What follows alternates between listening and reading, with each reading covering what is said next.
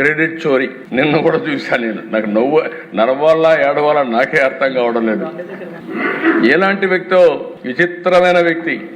అక్కడ ఏం చేశారంటే అధ్యక్ష చెప్పుకోవచ్చు చేసిన పని తప్పు లేదు, ఒకవేళ చేయకపోతే కరెక్ట్ చేసుకోవాలి. అక్కడ మీరు చూస్తే అధ్యక్ష మొత్తం కూడా ప్రాజెక్టులు ఇప్పుడే డీటెయిల్స్ అన్ని రామారెడ్డి గారు చెప్పారు, నేను ముందుకెళ్ళను. అంత పనులు పెట్టుకొని మొత్తం కలిసి 2500 కోట్లు అయ్యే ప్రాజెక్ట్ ని తొందరగా పోయి జాతికి అంకితం చేస్తున్నారని రిబ్బన్ కట్ చేసి వచ్చాడంటే నీళ్లు రాకుండా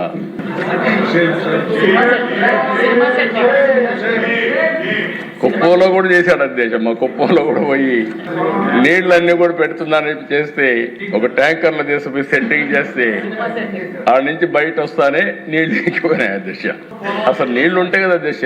ఇక్కడ పట్టిసీమను గురించి మాట్లాడినప్పుడు అన్నారు అధ్యక్ష, మీకు ఐడియా ఉంటుంది. పట్టిసీమ నేను తీసుకొస్తే ఇదెందుకు పట్టిసీమ అన్నారు. ఇప్పటికి అధ్యక్ష దగ్గర 12 ఏళ్లు 12 ఏళ్లు 100 TMC నీళ్లు తీసుకొచ్చి ఇక్కడ కృష్ణా డెల్టాకి ఇచ్చి ఇక్కడ నీళ్లు ఆదా చేసి శ్రీశైలం ద్వారా రాయలసీమకి ఇచ్చాం కాబట్టి ఈరోజు రాయలసీమ రతనాల సీమగా తయారైంది.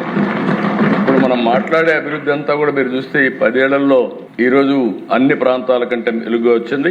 వెలుగొండ మళ్లీ హామీ ఇస్తున్నా, 14 వారాలు వారం రిపోర్ట్ ఇమ్మన్నా. ఆర్థిక ఇబ్బందులున్నాయి, ఏ ఇబ్బందులున్నా సరే మళ్లీ మార్కాపురం జిల్లా ఒంగోలు జిల్లాను సస్యశ్యామలం చేసే బాధ్యత